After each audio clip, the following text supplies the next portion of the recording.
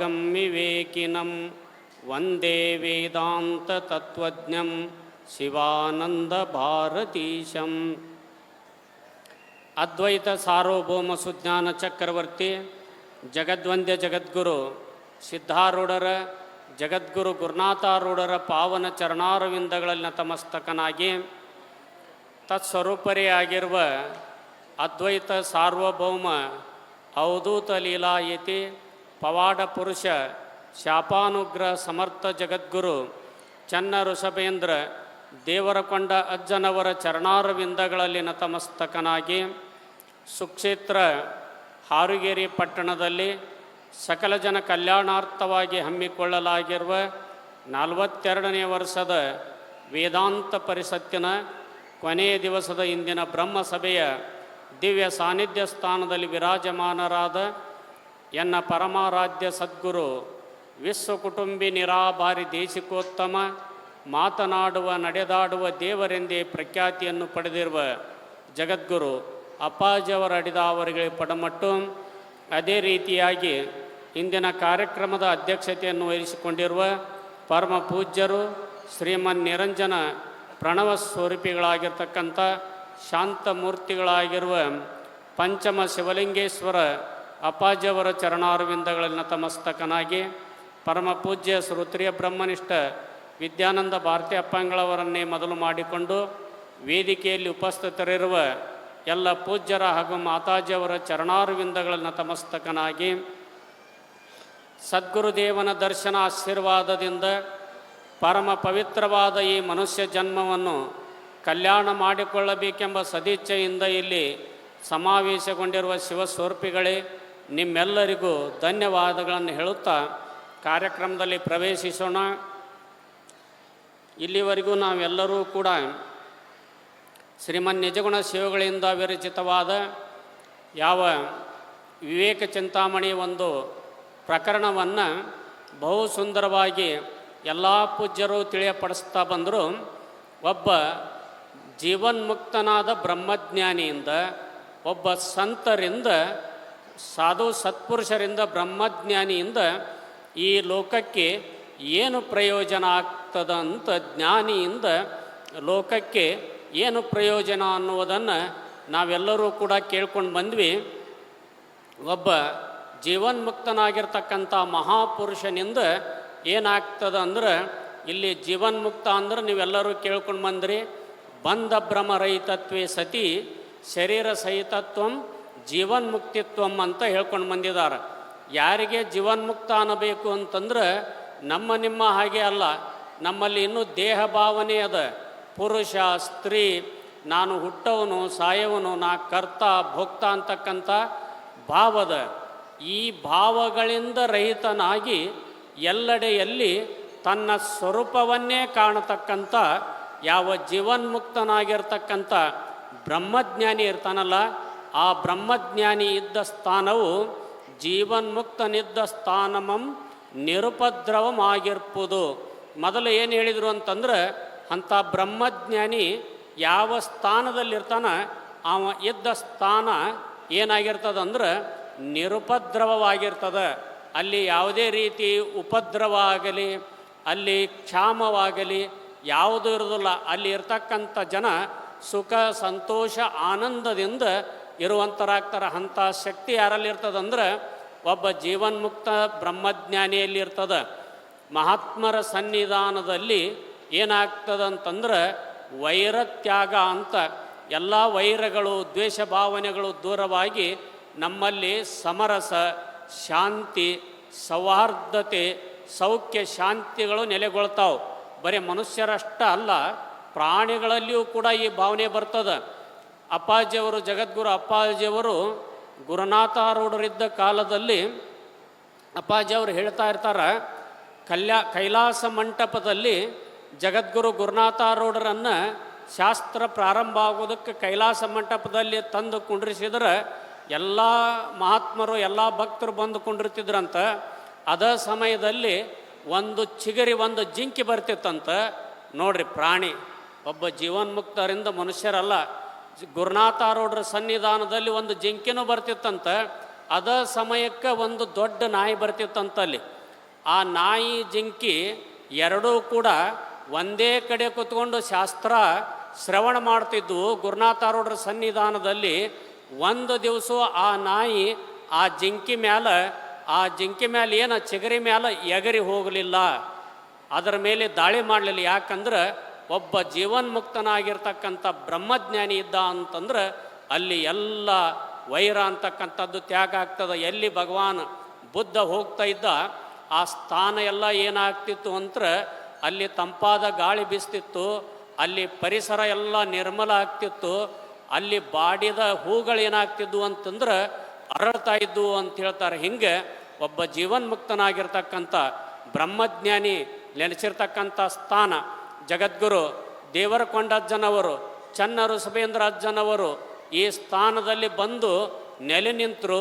ನೋಡ್ರಿ ಇದೇನಾಯಿತು ಅಂದ್ರೆ ಎಲ್ಲಿದೆ ಕೈಲಾಸ, ಬನ್ನಿ ಇಲ್ಲಿದೆ ಕೈಲಾಸ, ಹಾರುಗೆರೆಯೇ ಶ್ರೇಷ್ಠ ಕೈಲಾಸ ಅನ್ನೋಂಗೆ ಆಗ್ಯದ.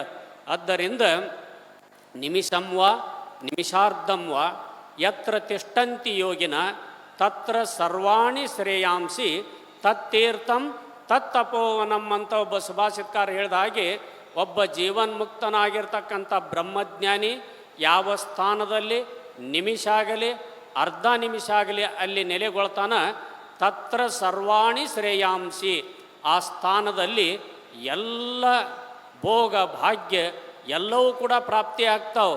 ನೋಡ್ರಿ ದೇವರಕೊಂಡ ಅಜ್ಜನವರು ಆವಾಗಲೇ ಆಶೀರ್ವಾದ ಮಾಡಿದ್ರು.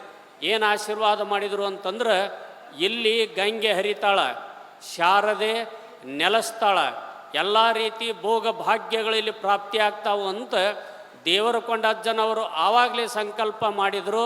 ಅದೇನಾಯಿತು ಅಂದ್ರೆ ಅವರ ಆಶೀರ್ವಾದದ ಫಲದಿಂದ ನಿನ್ನೆ ನಮ್ಮ ಕುಲಕರ್ಣಿಯವರು ಹೇಳಿದರು ಇಲ್ಲಿ 21 ಹೈಸ್ಕೂಲ್ಗಳದಾವಂತ. ಅದೇ ಅಷ್ಟೇ ಅಲ್ಲದ, ಇಲ್ಲಿ IAS KS ಡಾಕ್ಟ್ರು ಎಂಜಿನಿಯರು ಸಾಕ್ಷಾತ್ ಸರಸ್ವತಿಯೇ ಇಲ್ಲಿ ನೆಲೆಸಿದಾಳ. ಅಷ್ಟೇ ಅಲ್ಲ, ಈ ಊರಿನಲ್ಲಿ ಏನೇನಾಗ್ತಾವ ಅವೆಲ್ಲದಕ್ಕೂ ಜಗದ್ಗುರು ಅಪ್ಪಾಜಿಯವರು ನೀವೆಲ್ಲ ಹೇಳ್ಕೊಂಡು ಬಂದರಲ್ಲ, ನಾವು ಗುರುನಾಥಾರೂಢರನ್ನು, ಸಿದ್ಧಾರೂಢರನ್ನು, ಶಿವಯೋಗಿಗಳನ್ನು, ಶಂಕರಾನಂದ ಪರಮಹಂಸರನ್ನು ಹಾಗೂ ಜಡ್ಯಪ್ಪಜ್ಜನವರನ್ನು ನಾವು ನೋಡಿಲ್ಲ. ಅವರ ಎಲ್ಲರ ಸ್ವರೂಪ, ಅವರ ಎಲ್ಲರ ಶಕ್ತಿ ಎಲ್ಲಿ ನೆಲೆಗೊಂಡದ, ಎಲ್ಲಿ ಸಮನ್ವಿತ ಆಗಿದೆ ಅಂದ್ರೆ ಜಗದ್ಗುರು ಅಪ್ಪಾಜಿಯವರಲ್ಲಿ ನೆಲೆಗೊಂಡದ. ಆದ್ದರಿಂದ ಇಷ್ಟೆಲ್ಲ ಕಾರ್ಯಗಳು ನಡೀತಾ ಇದ್ದಾವು. ಒಬ್ಬ ಜೀವನ್ಮುಕ್ತನಿಂದ ಒಬ್ಬ ಪಾಪಿ ಮೊದಲು ಶಿಷ್ಯ ಆ ಗುರುವಿಗೆ ಶರಣಾಗತನಾಗಿ ಅವನಿಂದ ಜ್ಞಾನವನ್ನು ಪಡೆದುಕೊಂಡು ಅವನು ಕೂಡ ಏನಾಗ್ತಾನೋ ಅಂತಂದ್ರೆ ಜೀವನ್ಮುಕ್ತ ಸ್ವರೂಪನೇ ಆಗ್ತಾನೆ. ಆಮೇಲೆ ಭಕ್ತ ಪ್ರೇಮದಿಂದ ಪ್ರೇಮದಿಂದ ಏನು ಮಾಡ್ತಾನಂದ್ರೆ ಆ ಗುರುವಿಗೆ ನಡೆದುಕೊಂಡು ಅವನನ್ನು ಭಜಿಸಿ ಏನು ಮಾಡ್ತಾನೋ ಅವನಿಗೆ ಬೇಕಾದ ಭೋಗ ಭಾಗ್ಯವನ್ನು ಪಡಿತಾನೆ. ಶಿಷ್ಯನಿಗೂ ಭಕ್ತನಿಗೂ ಏನು ವ್ಯತ್ಯಾಸ ಅಂದ್ರೆ ಶಿಷ್ಯನಲ್ಲಿ ಏನಿಲ್ಲ ಅಂತಂದ್ರೆ ಫಲಾಪೇಕ್ಷೆ ಇಲ್ಲ, ಅವನು ನಿಷ್ಕಾಮಿ ಅದಾನ. ಭಕ್ತರು ನಾವೆಲ್ಲರೂ ಕೂಡ ಭಕ್ತರು, ನಮಗೆಲ್ಲರಿಗೂ ಏನು ಬೇಕಾಗಿದೆ ಅಂದ್ರೆ ಇಹಲೋಕದ ಭೋಗ ಭಾಗ್ಯ ಸಿರಿ ಸಂಪತ್ತು ಅಧಿಕಾರ ವಿದ್ಯೆ ಇವೆಲ್ಲ ಬೇಕಾಗ್ಯದ. ಕುಲಕರ್ಣಿಯವರು ಹೇಳಿದಾರಲ್ಲ ಹಾಗೆ ಭಕ್ತನಾದಂಥ ನಾವೆಲ್ಲರೂ ಕೂಡ ಅಂಥ ಶ್ರೋತ್ರಿಯ ಬ್ರಹ್ಮನಿಷ್ಠನಾದ ಜೀವನ್ಮುಕ್ತ ಜ್ಞಾನಿಗೆ ನಡ್ಕೊಂಡ್ವಿ ಅಂತಂದ್ರೆ ನಮಗೆ ಎಲ್ಲವೂ ಪ್ರಾಪ್ತಿ ಆಗ್ತದೆ. ಸ್ವರ್ಗಂವಾ ಧನಂವಾ ಧಾನ್ಯಂವಾ ವಿದ್ಯಾಪುತ್ರ ಸುಖಾನಿಚ ಗುರೋರಿತ್ಯನುರೋಧೇನ ನ ಕಿಂಚಿದಪಿ ದುರ್ಲಭಂ ಅಂತ ಗುರುಗೀತೆಯಲ್ಲಿ ಹೇಳಿದ ಹಾಗೆ ಭಕ್ತನಾದಂಥವನು ಆ ಗುರುವಿಗೆ ಶರಣಾಗತನಾಗಿ, ಹೇ ಗುರುದೇವ ನನಗೆ ಸ್ವರ್ಗ ಸುಖ ಬೇಕಂದ್ರೆ ಸ್ವರ್ಗವನ್ನು ಕೊಡ್ತಾನೆ. ಧನಂವಾ ಧಾನ್ಯಂವಾ, ಇನ್ನು ನನಗೆ ಸಾಹುಕಾರಿಕೆ ಬೇಕು, ಸಂಪತ್ತು ಬೇಕು, ಅಧಿಕಾರ ಬೇಕು ಅಂದ್ರೆ ಅದನ್ನು ಕೂಡ ಗುರುದೇವ ಕೊಡುವಂಥವನಾಗ್ತಾನೆ. ಧಾನ್ಯಂವಾ, ಆಮೇಲೆ ಸಂತಾನ. ಒಂದು ಸಲ ಬಳ್ಳಾರಿ ಒಳಗೆ ಏನಾಯಿತು ಅಂತಂದ್ರೆ ನಮ್ಮ ಬಳ್ಳಾರಿ ಹಲ್ಕುಂದಿ ಮಠದ ಭಕ್ತರು, ಗಂಗಾವತಿ ಭಕ್ತರು, ಅವರು ಅಪ್ಪವ್ರ ಮೇಲೆ ಭಾಳ ಭಕ್ತಿಯವರು. ಅವರ ಬಸವರಾಜ್ ಅಂತದಾರ, ಅವರ ತಮ್ಮಗೆ ಮದುವೆಯಾಗಿ ಮಕ್ಕಳಾಗಿರಲಿಲ್ಲ ಆ ದಂಪತಿಗಳಿಗೆ. ಅವರು ಏನು ಮಾಡಿದರು ಅಂದರೆ ಎಲ್ಲ ಡಾಕ್ಟ್ರಿಗೂ ತೋರಿಸಿದ್ರಂತ. ಅಪ್ಪಾಜಿಯವರಿಗೆ ಬಂದು ಭಾಳ ಭಕ್ತಿಯಿಂದ ಬೇಡ್ಕೊಂಡ್ರು ಅವರು, ಯಪ್ಪ ಎಲ್ಲ ದವಾಖಾನೆಗೆ ತೋರಿಸಿದ್ದೀವಿ, ಎಲ್ಲ ದೇವರು ಮುಗಿದಿದ್ದಾವು. ಈಗ ಇವರಿಗೆ ಮದುವೆಯಾಗಿ 12 ವರ್ಷ ಆಗ್ಯದ, ಮಕ್ಕಳಾಗಿಲ್ಲ, ನೀವು ಆಶೀರ್ವಾದ ಮಾಡಬೇಕು ಅಂತಂದಾಗ ಅಪ್ಪಾಜಿಯವರು ಇವು ಪವಾಡ ಅಲ್ಲ, ಆ ಮಹಾತ್ಮನಲ್ಲಿ, ಆ ಸದ್ಗುರುದೇವನಲ್ಲಿ ಅಂಥ ಒಂದು ಶಕ್ತಿ ಇರ್ತದೆ. ಭೋಗ ಮೋಕ್ಷ ಪ್ರದಾತ್ರೆ ಸದ್ಗುರುವೇ ನಮ ಅಂತ ಭೋಗ ಮೋಕ್ಷವನ್ನು ಕೊಡುವ ಶಕ್ತಿ ಆ ಸದ್ಗುರುನಾಥನಲ್ಲಿ ಇರ್ತದೆ. ಕೇಳ್ಕೊಂಡಾಗ ಏನಾಯಿತು ಅಂದರೆ, ಜಗದ್ಗುರು ಅಪ್ಪಾಜಿಯವರು ಆ ಹೆಣ್ಣು ಮಗಳ ಉಡೆಯದಲ್ಲಿ ಒಂದು ತೆಂಗಿನಕಾಯಿ ಹಾಕಿದ್ರೆ 12 ವರ್ಷದಿಂದ ಮಕ್ಕಳಾಗಿರಲಿಲ್ಲ.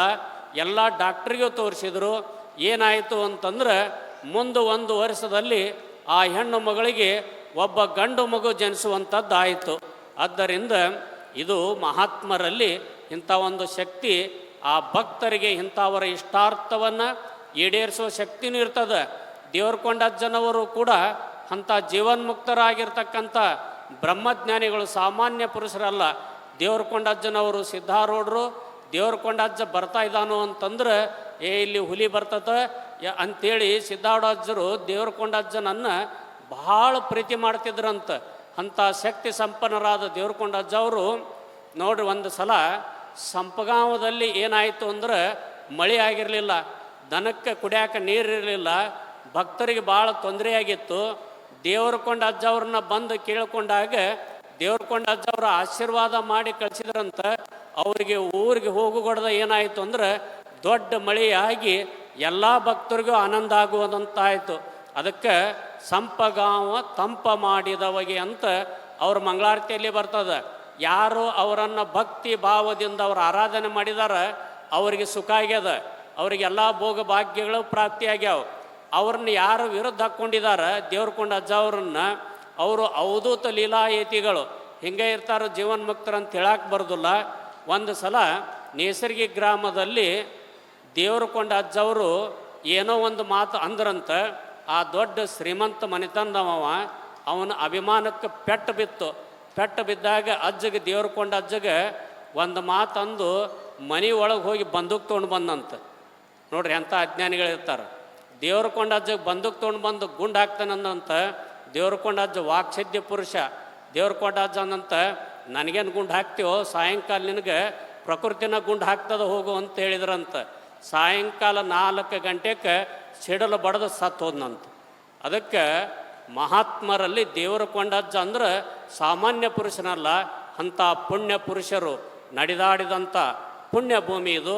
ಆದ್ದರಿಂದ ಯಾರು ಆ ಸದ್ಗುರುನಾಥ ದೇವರಕೊಂಡಜ್ಜನನ್ನು ಭಕ್ತಿ ಭಾವದಿಂದ ಈ ಹಾರೋಗೇರಿ ಗ್ರಾಮದ ಭಕ್ತರು ಭಜಿಸಿದ್ದಾರೆ, ಆರಾಧನೆ ಮಾಡಿದ್ದರಿಂದ ಅವನ ಕೃಪೆಯಿಂದ, ಜಗದ್ಗುರು ಅಪ್ಪಾಜಿಯವರ ಆಶೀರ್ವಾದದಿಂದ ಇಷ್ಟೆಲ್ಲ ಭೋಗ ಭಾಗ್ಯ ಸಿರಿ ಸಂಪತ್ತು ಇದೆಲ್ಲವೂ ಕೊಡುವಂಥ ಶಕ್ತಿ ಆ ಗುರುನಾಥನಿಗಿರ್ತದೆ. ಆಮೇಲೆ ಇನ್ನೇನು ಹೇಳಿದರು ಅಂತಂದ್ರೆ, ಪಾಪಿಯೂ ಕೂಡ ಜ್ಞಾನಿಗಳಿಂದ ಉದ್ಧಾರ ಆಗ್ತಾನೆ. ಭಗವದ್ಗೀತೆಯಲ್ಲಿ ಪರಮಾತ್ಮ ಹೇಳಿದ, ಅಪಿಚೇತ್ಸು ದುರಾಚಾರಿ ಭಜತೆ ಮಾಂ ಅನನ್ಯ ಭಾಗ್ ಸಾಧುರೇವ ಸ ಮಂತವ್ಯ ಸಮ್ಯಕ್ ವ್ಯವಸಿತೋ ಈ ಸಹ ಅಂತ ಗೀತೆಯಲ್ಲಿ ಪರಮಾತ್ಮ ಹೇಳಿದಾನ. ಪಾಪಿಯೂ ಕೂಡ ಏನು ಮಾಡ್ತಾನೋ ಅಂತಂದ್ರೆ, ಆ ಮಹಾತ್ಮರಿಗೆ ಶರಣಾಗತರಾದ ಅಂತಂದ್ರೆ ತನ್ನ ಪಾಪ ಕೃತ್ಯವನ್ನು ಬಿಟ್ಟು ಅವನು ಕೂಡ ಸುಕೃತವಂತನಾಗಿ ಅವನು ಕೂಡ ಉದ್ಧಾರ ಆಗ್ತಾನೆ. ಆಮೇಲೆ ಕೆಲವೊಂದಿಷ್ಟು ಜನ ಇರ್ತದ ಕಟ್ಟಿ ಕಂಪನಿ, ಅವ್ರು ಏನು ಮಾಡ್ತಿರೋದು ಅಂದ್ರೆ ಉದಾಸೀನರು. ಆ ಉದಾಸೀನರು ಕೂಡ ಏನಾಗ್ತಾರೋ, ಈ ಮಹಾತ್ಮನ ಚಾರಿತ್ರ್ಯವನ್ನು, ಅವನ ಮಹಿಮೆಯನ್ನು, ಅವನ ಲೀಲೆಯನ್ನು, ಅವನ ಪವಾಡವನ್ನು ನೋಡಿ ಅವರು ಕೂಡ ಈ ಅಧ್ಯಾತ್ಮ ಜೀವನದಲ್ಲಿ ಪ್ರವೃತ್ತರಾಗಿ ಅವರು ಕೂಡ ಒಬ್ಬ ಮಹಾಪುರುಷನಿಂದ ಉದ್ಧಾರ ಆಗ್ತಾರ ಅಂತಕ್ಕಂಥದ್ದನ್ನು ಒಬ್ಬ ಜ್ಞಾನಿಯಿಂದ ಈ ರೀತಿಯಾಗಿ ಶಿಷ್ಯ, ಭಕ್ತ, ಪಾಪಿ, ಉದಾಸೀನ 3-4 ಜನರು ಕಲ್ಯಾಣ ಆಗ್ತಾರ ಅಂತ ಹೇಳಿದ್ದಾರೆ. ಆದ್ದರಿಂದ ನಾವೆಲ್ಲರೂ ಕೂಡ ಆ ಯಾವ ಚನ್ನಋಷಭೇಂದ್ರ ಅಜ್ಜನ ಸ್ವರೂಪರೇ ಆಗಿರ್ತಕ್ಕಂಥ ಜಗದ್ಗುರು ಅಪ್ಪಾಜಿಯವರ ಆರಾಧನೆಯನ್ನು ಮಾಡಿ, ಅವರ ಸೇವೆಯನ್ನು ಮಾಡಿ, ಸಕಾಮಿಗಳಾಗಿದ್ದರೆ ಯಹಲೋಕದ ಭೋಗ ಭಾಗ್ಯಗಳನ್ನು ಆ ಗುರುದೇವನ ಕೃಪೆಯಿಂದ ಪಡೆಯೋಣ. ನಿಷ್ಕಾಮಿಗಳಾಗಿ ಜ್ಞಾನವನ್ನು ಪಡೆದುಕೊಂಡು ಮುಕ್ತರಾಗೋಣ ಅಂತ ಹೇಳ್ತಾ ನನ್ನ ಮಾತನ್ನು ಸದ್ಗುರುನಾಥನ ಸನ್ನಿಧಾನದಲ್ಲಿ ಸಮರ್ಪಿಸುತ್ತೇನೆ.